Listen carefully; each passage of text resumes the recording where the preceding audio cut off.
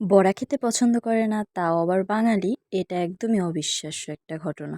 যাই হোক, hello everyone, this is me Tanu. Welcome back to my another new video. কেমন আছো সবাই? আশা করছি সবাই বেশ ভালোই আছো। তো আজকে আবার একটা রেসিপি নিয়ে তোমাদের মাঝে হাজির হলাম।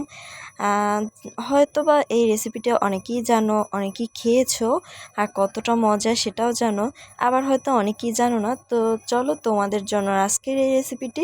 আমার কাছে তো এই রেসিপিটা দারুণ লেগেছে, তাই ভাবলাম তোমাদের সাথে শেয়ার করি।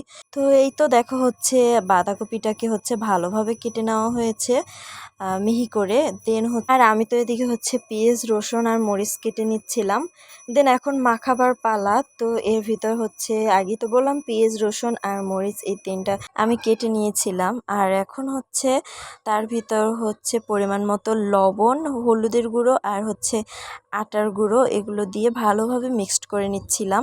মানে হাত দিয়ে যতটা পারা যায় ততটাই হচ্ছে ভালোভাবে মিক্সড করার চেষ্টা করছিলাম। আর সাথে কিন্তু আমরা চালের গুঁড়িটাও অ্যাড করেছি। তোমাদের কাছে চালের গুঁড়ি অথবা হচ্ছে আটা, দুইটার একটা দিলেও অনেক সময় হয়ে যায়। তো যখন মানে যেটা থাকবে সেটা একটা দিলেও হবে, আবার দুইটা দিলে একটু ভালো হয়। তো যাই হোক, এই যে এখন কড়াইতে তেল গরম করে তার ভিতর হচ্ছে গোল গোল শেপ করে এখন বড়াগুলোকে ভালোভাবে ভেজে নিতে হবে অল্প আঁচে। আর হচ্ছে বড়া কিন্তু কম বেশি অনেকেই হচ্ছে অনেক বেশি পছন্দ করে, তার মধ্যে আমিও কিন্তু বিভিন্ন টাইপের বড়াগুলো খেতে ভীষণ পছন্দ করি। বড়া দিয়ে ভাত খেতেও ভীষণ মজা লাগে, আর সাথে যদি থাকে বোম্বাই মরিচ তাহলে তো কথাই নেই।